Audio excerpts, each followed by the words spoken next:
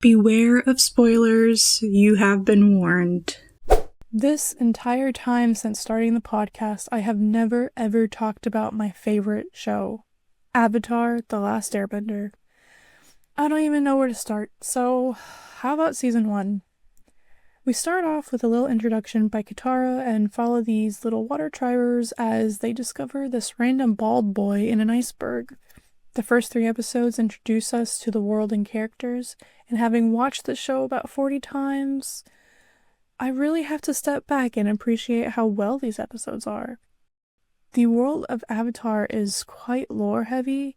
I assist my sister in GMing our Avatar Legends campaign, so yeah, lots of lore. But it's not just lore, but like big real-world concepts. I'm talking genocide, folks. They put genocide in a kids show, and it worked somehow. We learned so much of the history even just through Katara's first intro monologue. The 100 Years' War, how it started, the Avatar, why we need him, the nations, sneak peeks into bending and its potential. The world building is brilliantly executed in less than 90 minutes, and the writers deserve praise. Will you go penguin sledding with me? Aang is just a little goofball 12-year-old kid that will be forced to grow up really fast with the responsibilities he will face. Thank goodness he's such a prodigy already because he has 6 months to master 3 other martial art forms. As a martial artist, that's crazy to me. While tensions existed behind the scenes, Aang only knew a peaceful world before being frozen for 100 years. He slowly learned how everything changed when the Fire Nation attacked. First with his encounter with Zuko, and then when he arrived to his home at the Southern Air Temple, only to be confronted with the genocide of his people. Like, that's heavy stuff. Somewhere in the Hunters Guild, Kurapika is crying. But dang! Aang is the only survivor of the Holocaust and is the world savior on top of that. He needs a lot of therapy. But thankfully, he has Katara. Now, season 1, Katara spends the first season establishing her reputation as an emotional female who gives speeches about hope in every town. But given what Aang dealt with in the 48 hours he spent after being frozen in ice for a century, Katara was very much needed, and with 100 years of oppression and war with no end in sight, it was important for other nations to know that even though the Avatar has returned, they all need to find that spark and get ready to fight back against the common enemy. Kind of like how Europe was devastated in World War II, but then America was like, yo, we're here finally, let's knock some Nazi heads in, and that was like the second wave of the war with new energy and new blood that Europe kind of needed at that point, right? Similar concept. Katara is like, yo, the Avatar's here, let us inspire you to unite and stand strong. The war is not over until we say it is, so let's get to work. Sokka. The planning, maps, jokes, and meat guy. The OG trio just wouldn't be complete without him. While his core characteristics stay the same, we see him grow from the young boy non-bender, kinda unsure of himself, to a fierce warrior and leader. He was also the comic relief, which I would say is just as important to Aang as Katara's hope and inspiration. Aang can just chill with the boys, or boy, and Sokka is there to let him embrace the fun side of things, which Aang definitely wants to do since he's still a kid. The balance Aang gets with his new friends is so important. Katara is structure, Sokka is levity, and with all the pressure on Aang's back, he needs them more than anything to be successful. And then there's Prince Zuko, one of the greatest fictional characters of all time. In this first season, he is just an angry teenager devoting his life to appease a toxic parent. He believes regaining his honor is defined by redeeming himself for his father. Appeasing his father will fix everything. Finding the Avatar was literally an impossible mission. If Aang didn't de-ice, Zuko would have wasted his life in exile as the violent cycle continued with Azula. Destiny was his friend. Zuko acts as the main antagonist this first season, tracking down and attacking Aang, his friends, and any people or village that stand in his way. He had no empathy and relied on anger. Having Uncle Iroh as a supporting character to his story was insanely important because his uncle was so opposite. He was kind and wise and very likable. We delve into his relationship with his nephew more in the second season, but there are little interactions and moments with Iroh that really touch on the deeper layers to Zuko's character, and this is without the Storm backstory reveal. Season 1, compared to the other seasons, is really just a bunch of meddlesome kids just casually making their way across the world. While a lot of it feels like filler, and as a seasoned fan, it kind of is, each episode does give a nice slice of world building with a side of character development. You develop your bond with the main characters, learn so much about the cultures and concepts of this awesome fictional world. Some of my favorite episodes include the Amashu episode and the Solstice 2-parter. I'd also list the waterbending scroll as a favorite because we somehow quote to it a lot around these parts for some reason. 2 copper pieces. The Great Divide. Let's keep flying. The Storm reminded all of us that while we're having fun exploring the world with Aang, Katara, and Sokka, this is still a story-driven series with a mature plot hidden behind a kid's show. We get detailed backstories of Aang and Zuko, we see the Air Nations before devastation, and get more insight on the pressure Aang faces. We also learn the origins of Zuko's scar and the banishment and the real root of what drives him. This episode is the midpoint of the first season, and showing Zuko's backstory really helped give the character layers so early on, which pays off so much later through the series. Blue Spirit is honestly one of the best episodes. It's so good, like not even the live-action movie messed it up. I'm serious. I don't even know what it is about it that gives it such appeal that all fans universally love it. The Aang solo mission joined forces with the mysterious Blue Spirit, who turned out to be the arch nemesis. Like, the fight was cool. The little tidbits with Momo being the caretaker of sick Sokka and Katara were great. The pacing was good, and the end was just another moment for you to think about exactly who Zuko is. And just as another side note, I think it's very interesting that they displayed Aang and Zuko working so harmoniously together, escaping the fort. Like, I don't think that detail is discussed enough, but they were in sync, despite being enemies. That's pretty cool to think about, actually. The Northern Water Tribe, things really escalate. Katara finally finds a master after sticking it to the man and defeating sexism.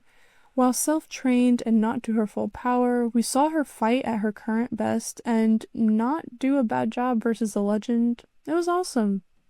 The whole siege of the North threw us right into the war.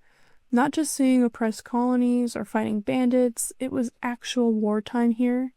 Sokka's crushing on the princess. I'm thinking maybe we could do an activity together? And his only competition is Ben Diskin. Zuko almost dies and uses the assassination attempt as a cover to infiltrate the Northern Water Tribe. Yeah, a 16-year-old boy infiltrated a highly fortified city, and the Fire Nation army was like, oh help, the sun is gone. Although, 10 minutes later, that douche killed a fish, and then the waterbenders were like, oh help, the moon is gone. Like, actually gone. Stakes were high, lots of action and drama, and our kiddos were in the thick of it. No, it's not over. Now we're talking. Aang spent the season being a silly kid, but this dude is the Avatar, and this is the most powerful Avatar state we've seen yet. Even after Brother turned into Water Godzilla. Like, that's crazy. In the end, Yue sacrifices herself for her people and the world. That's rough, buddy. Iroh and Zuko are on their own. No ship, no crew, no clue on what to do next. And Master Katara is ready to water up her way through the rest of the series, like she leveled up big time real fast. Well, I will be continuing my review over the next 2 episodes. I mean, tough. Tough, bro. Season 2 is peak. Get ready. Now that we're properly halfway through the 20s, let's go through my top 10 films of the decade so far. P.S. These are movies that I have personally seen. As someone who watched mostly older movies from like at least several years ago, I am usually behind on modern classics, so anyways. Number 10, Chip and Dale Rescue Rangers. This is probably the most random one you'll probably didn't expect to hear, but this is a Disney film you cannot sleep on. An elderly Peter Pan is melting Shrek body wash bottles to make porta potties. And Ugly Sonic was a supporting character as Chip and Dale tried to put an end to Sweet Pete's bootleg catastrophe. Yeah, that happened. So yes, this movie will be on my top 10. Like, not ashamed. Number 9, The Menu. I don't know, watching this movie for the first time was just an experience. Ralph Fiennes gave quite the performance, the plot was actually interesting, and I found myself shocked or disturbed on several occasions. Not sure what I expected, but it was not what this movie ended up being. Number 8, Raya and the Last Dragon. This is one of Disney's most underrated films in most recent years. The animation is amazing, and I love the story. There are definitely some pacing issues, but still a hidden gem that got lost in the mainstream. Number 7, Barbie.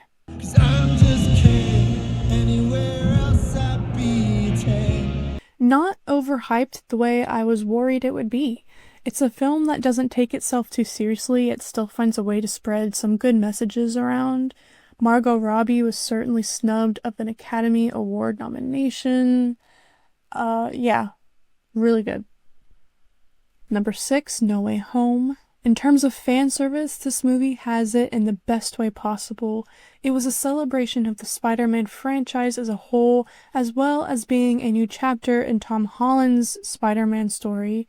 This felt like a conclusion of an origins trilogy of sorts. Have no idea if they're bringing Tom back. I think they are, right? They're filming one right now, if I'm not mistaken. But honestly, I honestly don't care anymore. But just so happy that Andrew and Toby said yes for their cameos that actually ended up being supporting roles. Like, what? Number 5, Everything Everywhere All at Once. Another film that I was worried would be overhyped. Always glad when I'm wrong. This movie quite literally has everything. It's a sci-fi, action, comedy, drama film. It makes you laugh, it makes you cry, makes you smile, makes you think. There's a lot of nonsense, a lot of heart. I feel the passion behind the screen. The actors and writers and cast and crew really made this a special experience.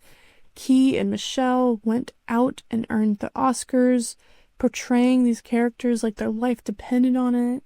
They were alive in every line of dialogue. It's fun and emotional. The music and acting hit. The fighting was very well choreographed and fun. This was worthy of Film of the Year. Number 4, Encanto. With a best friend whose mom is a Colombian immigrant, I was so excited to see their culture represented in a Disney musical with songs written by Lin-Manuel Miranda. Dude doesn't miss. And this enchanting film has so much heart and a powerful message about generational trauma. Great movie. I mean, 10 out of 10. Guardians of the Galaxy Volume 3. I was really looking for a finale to my Marvel marathons, and this final chapter in the Guardians of the Galaxy was almost it. This entire trilogy was honestly peak MCU. The Guardians just worked, and James Gunn knew what he was doing. This movie made me cry and reminded me of why I love the MCU so much in a time when my connection to the franchise was just starting to fade away. But if I were to pick an ending, it is Deadpool and Wolverine. I was 2 years old when the first X-Men came out. I don't know what a world is like without Hugh Jackman as Wolverine. I was also such a huge fan of the first 2 Deadpool films and was highly anticipating the third movie way before Hugh even came onto the project. And not only that, but My Fake Religion, Don't Ask, made the lead up to this film's release more hype than it already was. When I saw this movie twice in theaters, I could not get over how perfect it was. This would be my number 1, but... Number 1, Dune. The Dune films are objectively the best films of the decade so far. I've seen bits of the original film. These remakes were the utmost necessary, and I'm so glad these films have been able to do the story and universe justice. Dune has been revived and is now a pillar of sci-fi the way it should have always been, the way it is, the way it should be, but also the cinematic masterpieces. From a filmmaking standpoint, supported with great music and stellar performances by the astonishing cast, the third film can't get here soon enough. Octopath Traveler. I think the biggest attraction of this game is the aesthetic. The art style is just amazing. There's detailed art everywhere, from the character art, the map, and the 8D world design. There's some great lighting effects, the music is amazing. There's also a sense of nostalgia in the sense that it feels like an old school Final Fantasy RPG with the design and effects of modern day, and it's a great mix. While turn-based gameplay is not my exact cup of tea, there's something about Octopath Traveler that sets it apart for me. Like, this is the kind of gameplay I can get into, and I'm not sure why. There are 8 different kinds of roles. You have the option to add a second class later. Some strategy is actually involved when choosing which classes can be paired with each character. Like, some second classes break characters and they become insanely powerful. The 4 secret classes are extra broken as well. I mean, I'm a Kingdom Hearts fan and I had no problem spamming Balloon Rot and Dream Drop, so... There are huge flaws with repetitiveness and weird difficulty settings here and there. I don't really mind these aspects. I can lock in and chill and grind for a bit, and I'm not really interested in diverse dungeons. Like, I can play a Zelda game for that. I really love the selection of characters we get. They are all equipped with the 8 unique roles. Their backgrounds and stories are pretty good. Love the designs, including the special outfits they get for second classes. My favorites are Cyrus, Tyrion, and Primrose. I think Oberon and Tressa are solid as well. You have the option of just choosing your select characters and just completing their individual stories, and that's that. Or you can go the extra mile and 100% the game with all the characters and defeat the final boss. To some extent, the 8 stories are linked, but just barely, and they're not really integrated into each other's story as much as they could have been. I know there have been 2 other games since. Maybe they've improved on this. I'm honestly not sure. I haven't seen them, but it did get weird in certain cutscenes, like this one character is being traumatized, all on their lonesome. Where's the party? Overall, this is a solid game, flaws and all.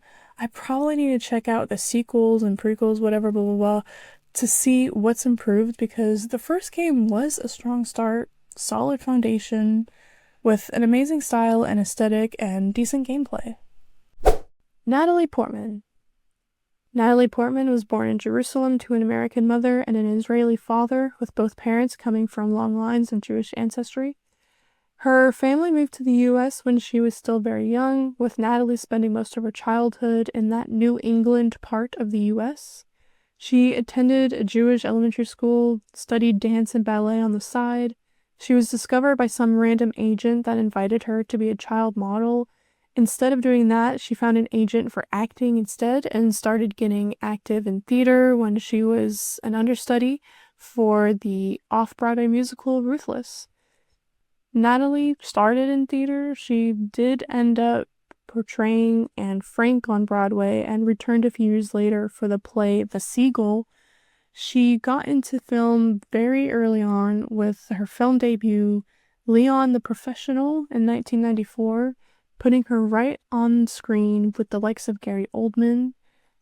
Also in the 90s, she was in films like Anywhere But Here, Everyone Says I Love You, Beautiful Girls, Heat, already being established as the best with a Golden Globe nomination for Anywhere But Here, just a driven teenager balancing work and school. She was also in Tim Burton's Mars Attacks, which I've mentioned here on the podcast not too long ago, a quirky Burton film with some big names, including Natalie Portman. Natalie's name went global when she starred as Padme in the Star Wars prequel trilogy. So this is how liberty dies. With thunderous applause. The origins of Anakin, the tragic love story of Luke Skywalker's parents. You either ship them or call Padme out for grooming, but hey, it is what it is. She was still a great character, strong woman, mother of Leia. Oh, and her double in the first film was Keira Knightley, so that was cool. Also, I just want to point out, in the early 2000s, while her career was literally just picking up, Natalie ended up getting a degree in psychology at Harvard. She put her education first, filming Star Wars on school breaks, like, what? I mean, good for her. And it really wasn't a bad idea. Her peak would be after this anyways. I want to praise Natalie Portman for being a very admirable woman in the industry. She wasn't swept up in the glitz and glam of Hollywood and achieved an education, earning a worthy degree from a reputable university. She is also half Israeli, and while she loves Israel, she's not afraid to criticize it. She's made many comments over the decades, expressing disappointment for Israel's unfavorable actions, not just in the recent events, but for many, many years. She also never lost touch to her Jewish ancestry she inherited from both sides. So when Hamas did attack, she still supported the Jewish community as they faced anti-Semitism as a result for Israel's crimes, but she's also been known to support Palestine and their need for basic human rights. She just seems very logical and doesn't just blindly follow based on loyalty, but her own morals. I think her stance on sexual content is also noteworthy. She's not necessarily turned away from nudity or sexual content, but still stands up for her own boundaries and will reject roles that may be too much for her. She was also careful not to become a specific typecast as an actress constantly sexualized. The industry does have a reputation of exploiting women and their bodies. While nudity and sex is okay from time to time, there is such a thing as too much or unnecessary, and that's a driving thought for Natalie when she decides to choose a role in a mature film. Anyways, going on through the 2000s, her career started to pick up back after her graduation. She was in many movies such as New York, I Love You, Mr. Magorium's Wonder Emporium, The Other Woman, My Blueberry Nights, The Other Boleyn Girl, Where the Heart Is, Goya's Ghosts, Brothers, Closer, Darjeeling Unlimited, Parish at 10, and Garden State. She was in V for Vendetta with Hugo Weaving, a popular DC title. She earned many award nominations for her role in Closer, including Academy and BAFTA nominations and a Golden Globe win, making her the best of the best. And from one franchise to another, the next decade, Natalie entered the MCU. She was Jane in the Thor movies, appearing in Thor, The Dark World, and Love and Thunder. I never really had any sort of attachment to the character, but I was always happy to see Natalie, probably more than the actual character. This decade also saw Natalie Portman sweep award seasons when she won an Oscar, BAFTA, and Golden Globe and Screen Actors Guild Award for her role in Black Swan. She trained for months and months. I mean, ballet is not easy, and no matter how much of the dancing she actually did, she still did it. This was a physically and mentally challenging role, and she did amazing. She also did well in award seasons for portraying Jackie Kennedy in the film Jackie, receiving nominations for Academy, BAFTA, Golden Globe, and SAG Awards. Some other movies she's done include A Tale of Love and Darkness, Death and Life of John F. Donovan, I'm Still Here, No Strings Attached, Annihilation, and Hesher. Some of her recent projects include Fountain of Youth, Lady in the Lake, and May December, which earned her another Golden Globe nomination. Natalie is just such a staple in the acting community. She's beautiful and can really back up her accolades with great performances. Whether you're a nerd watching her in Star Wars or the MCU, or you're watching her critical acclaimed roles like Black Swan, she's there and will always deliver. That's it for this week. Be sure to follow this podcast and please follow my Twitter and blog at Hollis Films to follow my journey experiencing the entertainment industry's greatest stories. And let me know what you've been fangirling over this week. Thank you for joining me, and I'll talk to you again next week.